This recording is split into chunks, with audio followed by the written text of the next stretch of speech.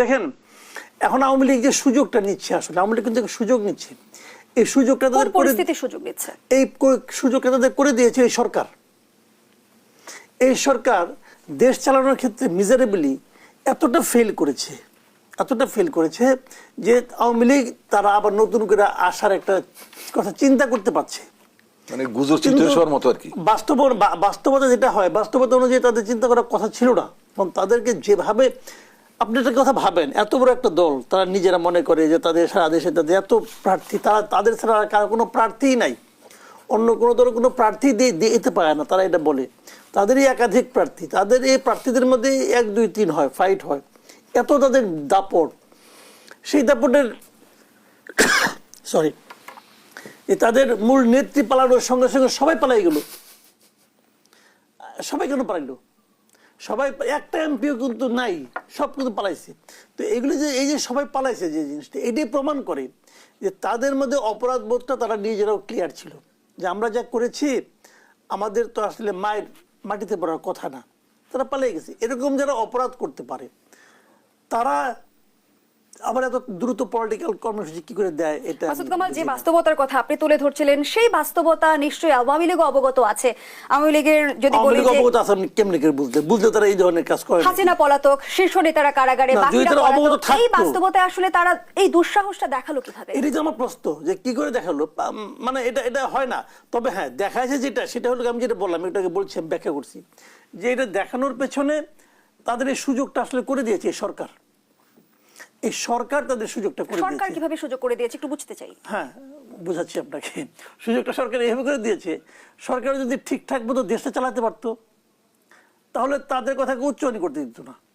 কিন্তু সরকার তো ঠিকঠাক মতো দেশটা চালাতে পারেনি। সরকার তো মানুষের স্বাভাবিক যে চাহিদাগুলো, দৈনন্দিন যে চাহিদাগুলো, সেই চাহিদাগুলো মেটাতে পারেনি। এবং মেটাতে না পারার কারণে ওরা এই সাহসটা পেয়েছে। ওরা সাধারণ মানুষ যারা রাজনীতি না বুঝে, যারা রাজনীতিটা মাথা না ঘামায়, তাদেরকে সেই সুযোগটা তারা দিয়েছে। তারা ভাবছে যে এই সরকার তো পারছে না, তখন তারা তো কম্পেয়ার করছে আগের সরকারের সঙ্গে। তখন আগের সরকারের সঙ্গে কম্পেয়ার করছে না, আগেই ভালো ছিল, এই ধরনের কথা অনেকে বলছে। কিন্তু এই যে বলাটা, এইটাই হলো তাদের সুযোগটা দেওয়া। কিন্তু আমি এখানে আরেকটা কথা বলি, এটা পরে হয়তো বলার, আপনি হয়তো বলবেন কিনা আমি জানি না, আমি আরেকটা কথা বলতে চাই, যে তাদের এই কর্মসূচি দেওয়ার পর সরকারের পক্ষ থেকে যে রিয়াকশনটা দেখানো হয়েছে, বিশেষ করে প্রেস সেক্রেটারি, এটা নিয়ে কিন্তু আমার আবার আপত্তি আছে। এটা নিয়ে আমার আপত্তি আছে। হ্যাঁ, আমি বলছি কি আপত্তি, আমার আপত্তির কথা আমি বলি। 1 নম্বর হলো, উনি প্রেস সেক্রেটারি হয়ে, উনি কিন্তু একজন সরকারি কর্মচারী, মাথায় রেখেন। উনি প্রেস সেক্রেটারি হিসাবে এই কথাটা বলতে পারেন না। এখন আপনি যদি বলেন যে প্রেস সেক্রেটারি তো আসলে উনি প্রধান উপদেষ্টা, প্রেস সেক্রেটারি, উনি প্রধান উপদেষ্টার কথাটাই বলেছেন, তার মানে প্রধান উপদেষ্টাও মিন করেন যে ওদেরকে কোনো কর্মসূচি আমি করতে দেব না। এবং এখানে আবার শর্ত দিয়েছে। শর্তটা কি? যতদিন না তারা ক্ষমা না চাইবে, যতদিন তাদের বিচারের সম্মুখীন করা না যাবে, ততদিন পর্যন্ত তাদেরকে এইগুলো কর্মসূচি পালন করতে দেওয়া হবে না। এই যে কথাটা, এই কথাটা কিন্তু স্ববিরোধী। স্ববিরোধী কোনো সেটা আমি বলি। যেমন 1 নম্বর হলো, যতদিন তারা ক্ষমা না চাইবে, ক্ষমা না চাইলে ক্ষমা চাইলে আপনি করতে দিবেন? বিষয়টা খেয়াল করেন, ক্ষমা চাইলে আপনি করতে দিবেন? তারা মনে করেন সব আওয়ামী লীগের সবাই মিলে বললো যে আমরা জাতির সঙ্গে যা করেছি গত 15 বছরে এবং শেষ 36 দিনে, এর জন্য আমরা ক্ষমা চাই। তাহলে কি তাদেরকে আপনি তাদের সব খুন মাপ, তাদের সব অপরাধ মাপ? এটা কিন্তু আমি মনে করি না। ক্ষমা চাওয়ার সঙ্গে কর্মসূচি পালন করতে দেওয়া না দেওয়ার কোনো সম্পর্ক নাই। ক্ষমা চাইলেও তাদের বিচার করতে হবে।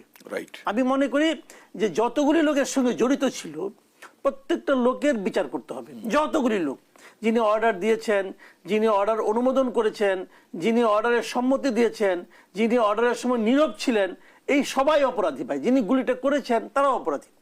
এদের সবাইকে বিচার করতে হবে এবং সেই বিচার হতে হবে দৃষ্টান্তমূলক, যেটা দেখে পরবর্তী সময়ে কেউ এই ধরনের অপরাধ করার সাহস না পায়। কাজে এখানে ক্ষমা চাইলো কি চাইলো না, এটা ইম্যাটেরিয়াল। 1 নম্বর কথা। 2 নম্বর কথা হলো, উনি প্রেস সেক্রেটারি বলেছেন যে যতদিন তাদের বিচারের সম্মুখীন না করা যায়। এই জায়গাটাতে আমি বলবো যে বিচারের সম্মুখীন করার দায়িত্বটা কার ছিল? বিচারের সম্মুখীন করার দায়িত্ব ছিল সরকারের। সরকার বিচারের সম্মুখীন করতে পারলো না কেন, পারছে না কেন? শেখ হাসিনাকে পাওয়া যাচ্ছে না, ইন্ডিয়া চলে গেছে।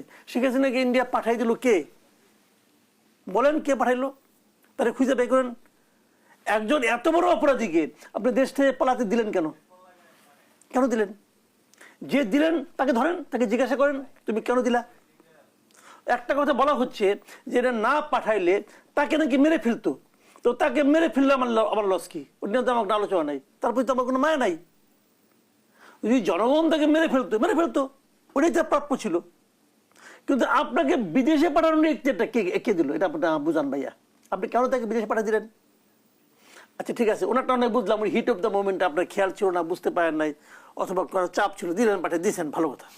পরবর্তী সময়ে এই যে ধীরে ধীরে ধীরে ধীরে সর্বশেষে ওবায়দুল কাদের পর্যন্ত প্রায় 1.5 মাস পরে অথবা 3 মাস পরে এরা সবাই বিদেশে কিভাবে গেল? আর সবাইকে যদি আপনি বিদেশে পাঠাই দেন আরামসে, তাহলে বিচারের সম্মুখীন আপনি কেমন করবেন? তাহলে বিচারের সম্মুখীন করতে না পারার ব্যর্থতা কার বলেন? আচ্ছা ঠিক আছে, ওবায়দুল কাদের চলে গেছে, ওবায়দুল কাদের লুকায় ছিল, কার এখানে লুকায় ছিল বের করেন না কেন? তাকে আপনি বিচার করেন না কেন? তাকে বিচার করলে কি হতো? আর কেউ কখনো কাউকে লুকায় থাকতে সাহায্য করতো না। তার বিচার করেন না কেন? প্রবলেমটা কি?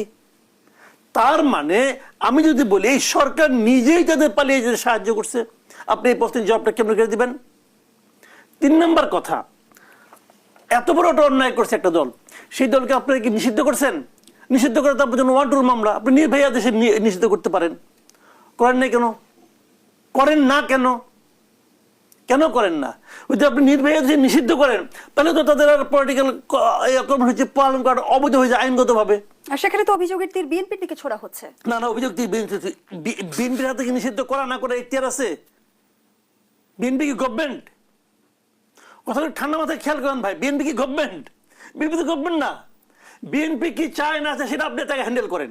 বাট আমার কোশ্চেনটা হলো যে আমি কিন্তু কথা বলতেছি প্রেস সেক্রেটারির কথা, যে প্রেস সেক্রেটারি মানে part of government. Press secretary মানে ডক্টর ইউনূসের কথা, উনি ডক্টর ইউনূসের হয়ে প্রেসের সঙ্গে কথা বলেন।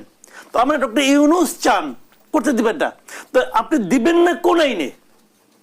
তো আইনটা তো আপনি ক্রিয়েট করতে পারেন, আইনটা আপনি করেন। আমি তো আপনার আইন করতে না করি নাই। যতক্ষণ একটা আইন খারাপ হতে পারে, কিন্তু যতক্ষণ পর্যন্ত আইনটা আপনি বাতিল না করবেন ততক্ষণ পর্যন্ত এই আইন আপনাকে মানতে হবে। এটা হলো সারা দুনিয়ার নিয়ম। আপনি আইনটা বহাল রাখবেন, মানে ওনাকে পলিটিক্যাল পার্টি হিসেবে আপনি রিকগনাইজ করবেন, স্বীকৃতি দিবেন, অথবা নিষিদ্ধ করবেন না, তারপরে বলবেন তুমি এটা করতে পারবে না। এখন বিএনপি যা চাচ্ছে, রিপন ভাই একটু আগে বললেন যে বিএনপি যে চাচ্ছে নির্বাচন তাড়াতাড়ি দেন, চাচ্ছে না, প্রকাশ্যই চাচ্ছে। তো অগাস্টের মধ্যে তারা নির্বাচন চেয়েছে, অগাস্ট একটা সম্ভাব্য ডেট একজন বলেছে আমাদের। সরকার কি অগাস্টে নির্বাচনের ক্ষেত্রে রাজি হয়েছে? হয়নি তো।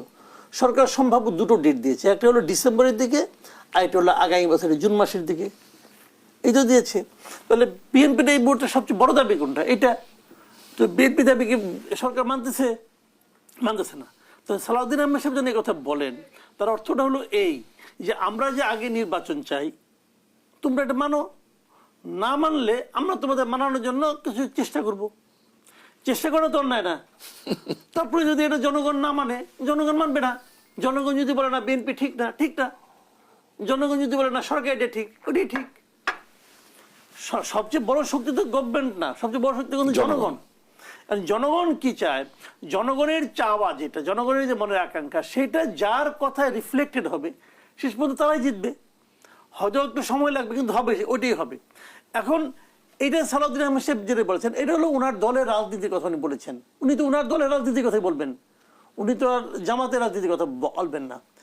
এক একজনের এক এক রকম মতলব, এক এক রকম চিন্তা, এক এক রকম আকাঙ্ক্ষা। সেই আকাঙ্ক্ষার প্রতিফলন ওনার কথায় ঘটেছে। সরকার কি করবে এটা সরকারের ব্যাপার। সরকার যা বলতেছে করতেছে, এগুলি সরকার চায়। আবার এদিকে ছাত্ররা কি চায় তাদেরও একটা হিসাব আছে। এখন যদি বলেন যে কার হিসাবটা কেন এরকম, সেটা নিয়ে একটা ব্যাখ্যা হইতে পারে। যদি ওই প্রশ্নটা করেন তখন জবাব দেবো, কেন বিএনপি আগে চায়, কেন আওয়ামী লীগ মানে এটা চায়, কেন জামাত কি চায়, কেন ছাত্ররা কি চায়, সবার একটা ব্যাখ্যা।